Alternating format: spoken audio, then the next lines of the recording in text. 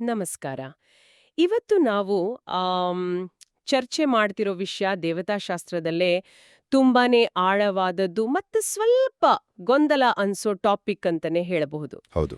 ಎಲ್ಲವನ್ನೂ ಸೃಷ್ಟಿ ಮಾಡಿದ ಸೃಷ್ಟಿಕರ್ತನೆ ಒಬ್ಬ ಮನುಷ್ಯನಾಗಿ ಅಂದ್ರೆ ಯೇಸುವಾಗಿ ಈ ಭೂಮಿಗೆ ಬರಲು ಯಾಕೆ ನಿರ್ಧಾರ ಮಾಡ್ದ?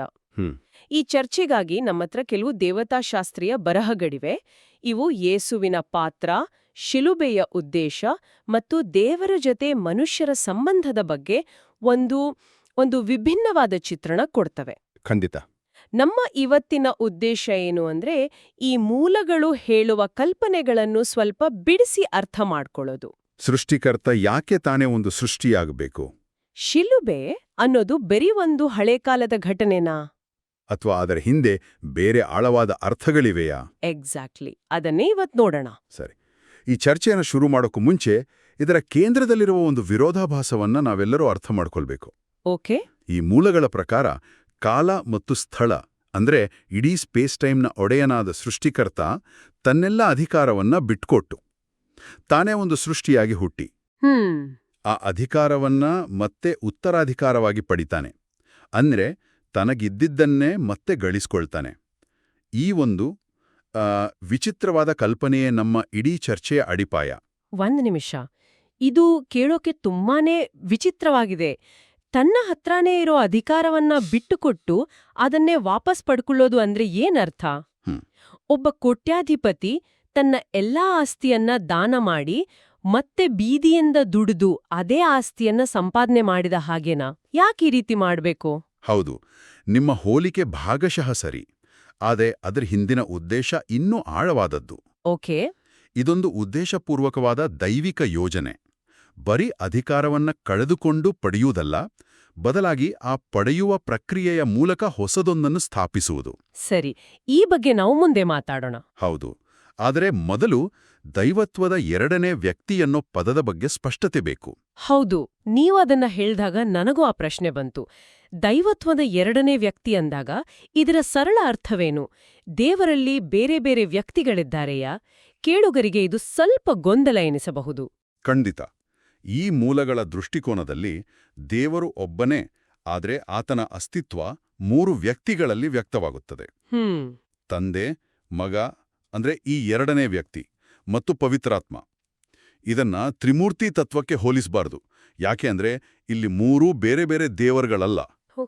ಬದಲಿಗೆ ಒಬ್ಬನೇ ದೇವರ ಮೂರು ವಿಭಿನ್ನ ಮುಖಗಳು ಅಥವಾ ವ್ಯಕ್ತಿತ್ವಗಳು. ಈ ಎರಡನೇ ವ್ಯಕ್ತಿಯೇ ಸೃಷ್ಟಿಕರ್ತ, ಮತ್ತು ಇವನೇ ಯೇಸುವಾಗಿ ಬಂದವನು. ಅಂದ್ರೆ ಯೇಸು ಕೇವಲ ಒಬ್ಬ ಮಹಾನ್ ಮನುಷ್ಯನಲ್ಲ, ಆತನೇ ಸೃಷ್ಟಿಕರ್ತ ಅನ್ನೋದು ಈ ಬರಹಗಳ ವಾದ.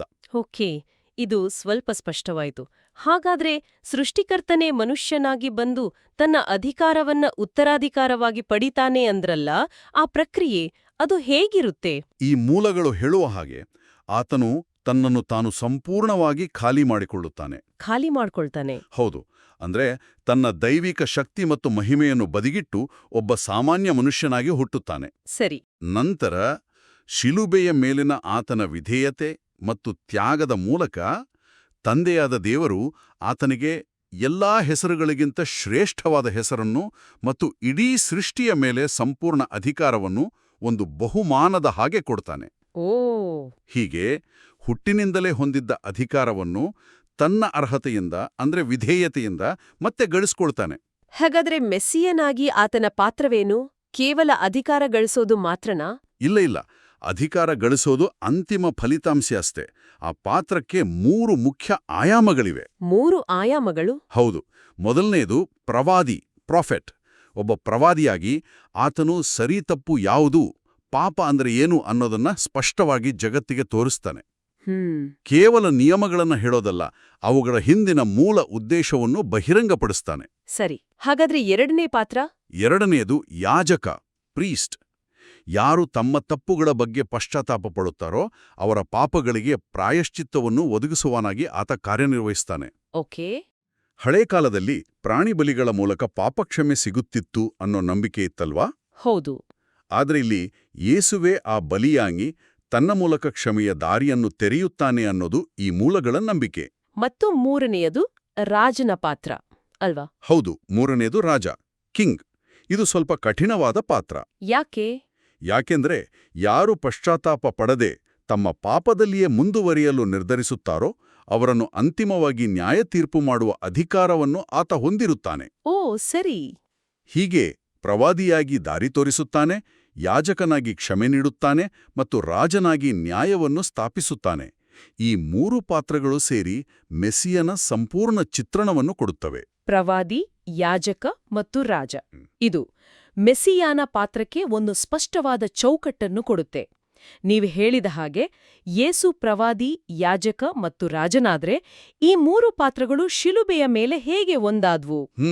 ಯಾಕೆಂದ್ರೆ ಶಿಲುಬೆ ಒಂದು ಸೋಲಿನ, ಅವಮಾನದ ಮತ್ತು ಹಿಂಸೆಯ ಸಂಕೇತದಂತೆ ಕಾಣಿಸ್ತದಲ್ವಾ? ಅತ್ಯುತ್ತಮ ಪ್ರಶ್ನೆ. ನಿಜ, ಹೊರನೋಟಕ್ಕೆ ಶಿಲುಬೆ ಒಂದು ಸೋಲು. ಆದರೆ ಈ ದೇವತಾಶಾಸ್ತ್ರೀಯ ಬರಹಗಳ ಪ್ರಕಾರ ಅದು ದೈವಿಕ ಯೋಜನೆಯ ಅತ್ಯಂತ ಪ್ರಮುಖವಾದ ಘಟ್ಟ. ಓಕೆ. ಅದೊಂದು ಬಹುಕಾರ್ಯಕ ಸಾಧನದಂತೆ, ಒಂದು ಮಲ್ಟಿಫಂಕ್ಷನಲ್ ಟೂಲ್ ತರ ಕೆಲಸ ಮಾಡಿತು. ಅದರ ಮೊದಲ ಮತ್ತು ಪ್ರಮುಖ ಕಾರ್ಯ ನೀವು ಮೊದಲೇ ಹೇಳಿದಂತೆ ನ್ಯಾಯ ತೀರ್ಪಿನ ಅಧಿಕಾರವನ್ನು ಪಡೆಯೋದು. ಸರಿ. ತಂದೆಯು ಮಗನಿಗೆ ಆ ಅಧಿಕಾರವನ್ನು ವಹಿಸಿಕೊಡೋದು ಶಿಲುಬೆಯ ವಿಧೇಯತೆಯ ಆಧಾರದ ಮೇಲೆಯೇ. ಅದೇ ಅಷ್ಟಕ್ಕೆ ಸೀಮಿತವಲ್ಲ. ಹಾಗಾದ್ರೆ ಅದರ ಬೇರೆ ಕಾರ್ಯಗಳೇನು? ಮೊದಲನೇದಾಗಿ, ಶಿಲುಬೆಯು ದೇವರ ಪ್ರೀತಿಯ ಅಂತಿಮ ಪುರಾವೆ. ಪ್ರೀತಿಯ ಪುರಾವೆ. ಹೌದು. ನಾನು ನಿಮ್ಮನ್ನು ಪ್ರೀತಿಸುತ್ತೇನೆ ಎಂದು ದೇವರು ಬರೀ ಮಾತಿನಲ್ಲಿ ಹೇಳಿಲ್ಲ. ತನ್ನ ಸೃಷ್ಟಿಯನ್ನು ಉಳಿಸಲು ತನ್ನ ಜೀವವನ್ನೇ ಬೆಲೆಯಾಗಿ ತೆತ್ತನು. ಇದು ಸೃಷ್ಟಿಗಳಿಗೆ ದೇವರ ಪ್ರೀತಿಯ ಆಳ ಎಷ್ಟಿದೆ ಎಂಬುದನ್ನು ಯಾವುದೇ ಅನುಮಾನವಿಲ್ಲದಂತೆ ಸಾಬೀತುಪಡಿಸಿತು. ಓಕೆ, ಇದು ಅರ್ಥವಾಯಿತು. ಪ್ರೀತಿಯ ಪ್ರದರ್ಶನ. ಮುಂದೆ ಎರಡನೇದಾಗಿ, ಮತ್ತು ಇದು ಬಹಳ ಮುಖ್ಯವಾದದ್ದು, ಶಿಲುಬೆಯು ದೇವರ ಆಜ್ಞೆಗಳ ತೂಕವನ್ನು ಸ್ಥಾಪಿಸಿತು.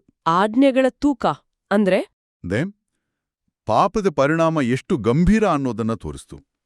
ಒಂದು ಸಣ್ಣ ತಪ್ಪಿಗೆ ದೇವರೇ ಬಂದು ಸಾಯ್ಬೇಕಾಯ್ತು ಅಂದಾಗ ಆತನ ಆಜ್ಞೆಗಳನ್ನು ಮುರಿಯುವುದು ಎಷ್ಟು ದೊಡ್ಡ ವಿಷಯ ಅನ್ನೋದು ಸ್ಪಷ್ಟವಾಯಿತು. ವಾವ್! ಇನ್ನು ಮುಂದೆ ದೇವರ ಕಾನೂನುಗಳನ್ನು ಯಾರೂ ಲಘುವಾಗಿ ಪರಿಗಣಿಸಲು ಸಾಧ್ಯವಿಲ್ಲ. ಒಂದು ನಿಮಿಷ. ಹಾಗಾದ್ರೆ ಶಿಲುಬೆ ಕೇವಲ ಪಾಪಕ್ಷಮೆಗೆ ಮಾತ್ರವಲ್ಲ, ದೇವರ ಕಾನೂನಿಗೆ ಒಂದು ಬೆಲೆ ಕಟ್ಟಿಕೊಟ್ಟ ಘಟನೆ ಅಂತ ಹೇಳ್ತಿದೀಯಾ? ಎಕ್ಸಾಕ್ಟ್ಲಿ. ಇದು ಒಂದು ಸಂಪೂರ್ಣ ಹೊಸ ಆಯಾಮ. ಅಂದ್ರೆ ಪಾಪದ ಗಂಭೀರತೆಯನ್ನು ಇದು ಒತ್ತಿ ಹೇಳ್ತದೆ. ಖಂಡಿತವಾಗಿ ಅದೇ ಅದರ ಉದ್ದೇಶ. ಮೂರನೇದಾಗಿ, ಶಿಲುಬೆಯು ದೇವರ ನ್ಯಾಯದ ಪ್ರದರ್ಶನ. ನ್ಯಾಯದ ಪ್ರದರ್ಶನ. ಹೌದು. ಪಾಪಕ್ಕೆ ಬೆಲೆ ತೆರಲೇಬೇಕು ಎಂಬುದನ್ನು ಇದು ಸ್ಪಷ್ಟಪಡಿಸುತ್ತದೆ. ತನ್ನ ಮಗನನ್ನೇ ತ್ಯಾಗ ಮಾಡಬೇಕಾಗಿ ಬಂದರೂ ನ್ಯಾಯವು ಎತ್ತಿ ಹಿಡಿಯಲ್ಪಟ್ಟಿತು. ಇಲ್ಲಿ ಯಾವುದೇ ವಿನಾಯಿತಿ, ಯಾವುದೇ ಮುಲಾಜು ಇರಲಿಲ್ಲ. ನ್ಯಾಯ ಪಾಲನೆ ಆಗಲೇಬೇಕು ಅನ್ನೋದನ್ನ ದೇವರು ತನ್ನ ಮೂಲಕವೇ ತೋಚಿಕೊಟ್ಟ. ಪ್ರೀತಿ ಮತ್ತು ನ್ಯಾಯ ಎರಡೂ ಒಂದೇ ಸಮಯದಲ್ಲಿ ಪ್ರದರ್ಶನಗೊಂಡವು. ಇದು ಕುತೂಹಲಕಾರಿ. 4ನೇ ಅಂಶವಿದೆಯಾ? ಇದೆ. 4ನೇದಾಗಿ, ಇದು ಸೈತಾನನ ದುಷ್ಟತನವನ್ನು ಸಂಪೂರ್ಣವಾಗಿ ಅನಾವರಣಗೊಳಿಸಿತು. ಓಕೆ. ಈ ಮೂಲಗಳ ಪ್ರಕಾರ ಸೈತಾನನ ಕೆಲಸ ದೇವರ ಆಜ್ಞೆಗಳನ್ನು ನಿರಂತರವಾಗಿ ಉಲ್ಲಂಘಿಸುವುದು ಮತ್ತು ಮನುಷ್ಯರನ್ನು ದಾರಿ ತಪ್ಪಿಸುವುದು. ಈ ಪ್ರಕ್ರಿಯೆಯಲ್ಲಿ ಅವನು ಕೊನೆಗೆ ದೇವರನ್ನೇ ಕೊಲ್ಲುವ ಹಂತಕ್ಕೆ ತಲುಪಿದ. ಹೌದಲ್ಲ? ಇದು ಪಾಪ ಮತ್ತು ದುಷ್ಟತನದ ಅಂತಿಮ, ಅತ್ಯಂತ ಕೆಟ್ಟ ಪರಿಣಾಮ ಏನಾಗ್ಬೋದು ಎಂಬುದನ್ನು ಇಡೀ ಸೃಷ್ಟಿಗೆ ತೋರಿಸಿತು. ಹೀಗೆ ಶಿಲುಬೆಯು ಒಂದೇ ಘಟನೆಯಲ್ಲಿ ಪ್ರೀತಿ, ನ್ಯಾಯ, ಅಧಿಕಾರ ಮತ್ತು ಸತ್ಯವನ್ನು ಸ್ಥಾಪಿಸಿದ ಒಂದು ಕೇಂದ್ರಬಿಂದುವಾಯಿತು. ಇದು ಶಿಲುಬೆಯ ಬಗ್ಗೆ ನಾವು ಸಾಮಾನ್ಯವಾಗಿ ಕೇಳುವುದಕ್ಕಿಂತ ಬಹಳ ಭಿನ್ನವಾದ ಮತ್ತು ಆಳವಾದ ದೃಷ್ಟಿಕೋನ. ಈಗ ಇನ್ನೊಂದು ಹೋಲಿಕೆಯ ಬಗ್ಗೆ ಮಾತಾಡೋಣ. ಈ ಮೂಲಗಳು ಆದಮ್ ಮತ್ತು ಯೇಸುವಿನ ನಡುವೆ ಒಂದು ಸ್ಪಷ್ಟವಾದ ವ್ಯತ್ಯಾಸವಲ್ಲೂ ತೋರಿಸ್ತವೆ. ಹೌದು. ಮೊದಲು ಆದಾಮನ ಬಗ್ಗೆ ಹೇಳಿ. ಈ ಬರಹಗಳ ಪ್ರಕಾರ ಆದಾಮನ್ನು ಮೊದಲ ಮಾನವನಾಗಿ ದೇವರು ಏದೆನ್ ತೋಟದಲ್ಲಿ ಇರಿಸಿದ. ಅವನಿಗೆ ಆ ತೋಟದ ತಾತ್ಕಾಲಿಕ ಆಡಳಿತವನ್ನು ಒಬ್ಬ ಟ್ರಸ್ಟಿ ಮ್ಯಾನೇಜರ್ನಂತೆ, ಅಂದ್ರೆ ಟ್ರಸ್ಟಿ ಮ್ಯಾನೇಜರ್ ತರ ನೀಡಲಾಗಿತ್ತು. ತಾತ್ಕಾಲಿಕ ಆಡಳಿತ. ಅವನ ಜವಾಬ್ದಾರಿ ಆ ತೋಟವನ್ನು ಚೆನ್ನಾಗಿ ನೋಡಿಕೊಂಡು ಅಲ್ಲಿನ ದೈವಿಕ ಸಾನ್ನಿಧ್ಯವನ್ನು, ಅಂದ್ರೆ ಬೆಳಕನ್ನು, ಇಡೀ ಭೂಮಿಗೆ ವಿಸ್ತರಿಸುವುದಾಗಿತ್ತು. ಆದರೆ ಅವನು ಸೋತ. ಹೌದು. ಅವನು ಆ ಅಧಿಕಾರವನ್ನು ಪಾಪಕ್ಕಾಗಿ, ಅಂದ್ರೆ ಸೈತಾನನ ಮಾತನ್ನು ಕೇಳಿ ಮಾರಿಕೊಂಡ. ಬೆಳಕನ್ನು ವಿಸ್ತರಿಸುವ ಬದಲು ಅದನ್ನು ನಂದಿಸಿ ಇಡೀ ಮಾನವ ಕುಲವನ್ನು ಕತ್ತಲೆಗೆ ತಳ್ಳಿದ. ಅವನ ಅಧಿಕಾರ ತಾತ್ಕಾಲಿಕವಾಗಿತ್ತು ಮತ್ತು ಒಂದು ಸಣ್ಣ ಜಾಗಕ್ಕೆ ಸೀಮಿತವಾಗಿತ್ತು. ಹಾಗಾದ್ರೆ ಯೇಸುವನ್ನು ಕೊನೆಯ ಆದಾಮ ಅಂತ ಯಾಕೆ ಕರೆಯುತ್ತಾರೆ? ಯಾಕೆಂದ್ರೆ ಯೇಸು ಆದಾಮ ಎಲ್ಲಿ ಸೋತನೋ ಅಲ್ಲಿ ಗೆದ್ದನು. ಆದಾಮ ಅವಿಧೇಯನಾದ, ಯೇಸು ಮರಣದವರೆಗೂ ವಿಧೇಯನಾದ. ಹೌದು. ಈ ಸಂಪೂರ್ಣ ವಿಧೇಯತೆಯ ಮೂಲಕ ಯೇಸು ಕೇವಲ ಒಂದು ತೋಟವನ್ನಲ್ಲ, ಬದಲಾಗಿ ಇಡೀ ಕಾಲ ಮತ್ತು ಸ್ಥಳದ ಅಂದ್ರೆ ಸಂಪೂರ್ಣ ಸ್ಪೇಸ್ ಟೈಮ್ನ ಒಡೆತನವನ್ನು ಉತ್ತರಾಧಿಕಾರವಾಗಿ ಪಡೆದನು. ಓಕೆ. ಇಲ್ಲಿ ಒಂದು ಪ್ರಮುಖ ವ್ಯತ್ಯಾಸವಿದೆ. ಆದಾಮನ ಅಧಿಕಾರ ಸೀಮಿತವಾಗಿತ್ತು, ಆದರೆ ಯೇಸು ಇಡೀ ಸೃಷ್ಟಿಯ ಒಡೆಯನಾದ್ದರಿಂದ ಪಾತಾಳ, ಹಿಡೀಸ್ ಮತ್ತು ಮರಣದಂತಹ ಶಕ್ತಿಗಳನ್ನು ನ್ಯಾಯತೀರ್ಪು ಮಾಡಿ ಅವುಗಳನ್ನು ಅಂತಿಮವಾಗಿ ನಾಶ ಮಾಡುವ ಸಂಪೂರ್ಣ ಮತ್ತು ಶಾಶ್ವತ ಅಧಿಕಾರವನ್ನು ಹೊಂದಿದ್ದಾನೆ. ಹೀಗೆ ನೋಡಿದಾಗ ನನ್ನನ್ನು ಕಾಡುತ್ತಿರುವ ಮೂಲಭೂತ ಪ್ರಶ್ನೆ ಒಂದೇ: ಸರ್ವಶಕ್ತನಾದ ದೇವರು ಇಷ್ಟೆಲ್ಲ ನಾಟಕೀಯವಾದ ದಾರಿಯನ್ನು ಯಾಕೆ ಆರಿಸಿಕೊಂಡ? ಶಿಲುಬೆ, ತ್ಯಾಗ, ಉತ್ತರಾಧಿಕಾರ ಇದೆಲ್ಲದರ ಬದಲು ತನ್ನ ಶಕ್ತಿಯನ್ನು ಬಳಸಿ ಜಗತ್ತನ್ನು ತನ್ನ ನಿಯಂತ್ರಣಕ್ಕೆ ತೆಗೆದುಕೊಳ್ಳಬಹುದಿತ್ತಲ್ಲವೇ? ಕೆಟ್ಟದ್ದನ್ನು ಒಂದೇ ಕ್ಷಣದಲ್ಲಿ ಬಲಪ್ರಯೋಗದಿಂದಲೇ ನಾಶಪಡಿಸಬಹುದಿತ್ತಲ್ಲವೇ? ಇದು ಇಡೀ ಚರ್ಚೆಯ ಅತ್ಯಂತ ಪ್ರಮುಖವಾದ ಪ್ರಶ್ನೆ. ಉತ್ತರ ಹೌದು, ಆತ ಹಾಗೆ ಮಾಡಬಹುದಿತ್ತು. ಆದ್ರೆ ಮಾಡಿಲ್ಲ. ಯಾಕೆಂದ್ರೆ ಈ ಮೂಲಗಳ ಪ್ರಕಾರ ದೇವರು ಜಗತ್ತನ್ನು ಬಲದಿಂದಲ್ಲ ಪ್ರೀತಿಯಿಂದ ಆಳಲು ನಿರ್ಧರಿಸ್ತಾನೆ. ಆದ್ರೆ ಯಾಕೆ? ಬಲದಿಂದ ಆಳಿದ್ರೆ ಬೇಗನೆ ಪರಿಹಾರ ಸಿಗುತ್ತಿತ್ತಲ್ಲವೇ? ಯೋಚಿಸಿ ನೋಡಿ, ಬಲಪ್ರಯೋಗವು ಸೃಷ್ಟಿಗಳ ಸ್ವತಂತ್ರ ಇಚ್ಛೆಯನ್ನು, ಫ್ರೀವಿಲ್ಲನ್ನು ಗೌರವಿಸುವುದಿಲ್ಲ. ಬಲಕ್ಕೆ ಬಗ್ಗುವುದು ಬೇರೆ, ಸ್ವಇಚ್ಛೆಯಿಂದ ಒಪ್ಪಿ ಪ್ರೀತಿಸುವುದು ಬೇರೆ. ಹೌದು, ನಿಜ. ಒಬ್ಬ ಸರ್ವಾಧಿಕಾರಿಯ ಆಳ್ವಿಕೆಯಲ್ಲಿ ಜನರು ಭಯದಿಂದ ನಿಯಮ ಪಾಲಿಸಬಹುದು, ಆದರೆ ಅವರ ಹೃದಯ ಪರಿವರ್ತನೆಯಾಗುವುದಿಲ್ಲ. ದೇವರು ಬಯಸಿದ್ದು ಕೇವಲ ಬಾಹ್ಯ ವಿಧೇಯತೆಯನ್ನಲ್ಲ, ಆಂತರಿಕ ಪರಿವರ್ತನೆಯನ್ನು, ಪ್ರೀತಿಯಿಂದ ಹುಟ್ಟುವ ವಿಧೇಯತೆಯನ್ನು. ಹಾಗಾದ್ರೆ ಪ್ರೀತಿಯಿಂದ ಆಳುವುದು ಹೇಗೆ ಸಾಧ್ಯ? ಶಿಲುಬೆಯ ಮೂಲಕ. ಓಕೆ. ಶಿಲುಬೆಯು ದೇವರ ನಿಸ್ವಾರ್ಥ ಪ್ರೀತಿಯ ಅಂತಿಮ ಮತ್ತು ಅತ್ಯಂತ ಶಕ್ತಿಶಾಲಿಯಾದ ಪ್ರದರ್ಶನ.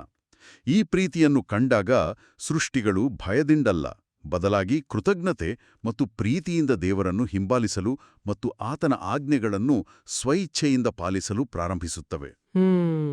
ಹೀಗೆ ಪಾಪ ಮಾಡುವ ಸಾಧ್ಯತೆಯನ್ನೇ ಪ್ರೀತಿಯು ನಾಶಪಡಿಸುತ್ತದೆ. ಇದು ಬಲದಿಂದ ಎಂದಿಗೂ ಸಾಧ್ಯವಿಲ್ಲ. ಒಬ್ಬ ಪೋಷಕರು ಮಗುವನ್ನು ಬೆದರಿಸಿ ಕೆಲಸ ಮಾಡಿಸಬಹುದು, ಆದರೆ ಆ ಮಗು ಪ್ರೀತಿ ಮತ್ತು ಗೌರವದಿಂದ ಅದೇ ಕೆಲಸ ಮಾಡಿದಾಗ ಅದಕ್ಕಿರುವ ಬೆಲೆಯೇ ಬೇರೆ ಅಲ್ವಾ? ಹೌದು. ಬಹುಶಃ ಅದೇ ರೀತಿ ಇದು ಒಂದು ಬ್ರಹ್ಮಾಂಡದ ಮಟ್ಟದಲ್ಲಿ ನಡೆಯುವ ಪ್ರಕ್ರಿಯೆ. ಅಂದ್ರೆ ನಿಜವಾದ ಮತ್ತು ಶಾಶ್ವತವಾದ ಪರಿವರ್ತನೆ ಪ್ರೀತಿಯಿಂದ ಮಾತ್ರ ಸಾಧ್ಯ, ಬಲವಂತದಿಂದಲ್ಲ. ಇದು ಬಹಳ ಆಳವಾದ ಚಿಂತನೆ. ಹೌದು. ಹಾಗಾದರೆ ಈ ದಾರಿಯಲ್ಲಿ ಯೇಸುವನ್ನು ಹಿಂಬಾಲಿಸುವವರ ಪಾತ್ರವೇನು? ಅವರು ಕೇವಲ ಮೂಕ ಪ್ರೇಕ್ಷಕರೇ? ಖಂಡಿತ ಇಲ್ಲ. ಅವರ ಪಾತ್ರವೂ ಬಹಳ ಮಹತ್ವದ್ದು. ಈ ಮೂಲಗಳ ಪ್ರಕಾರ ಯೇಸುವನ್ನು ಹಿಂಬಾಲಿಸುವವರು ಕೇವಲ ಅನುಯಾಯಿಗಳಾಗಿ ಉಳಿಯುವುದಿಲ್ಲ.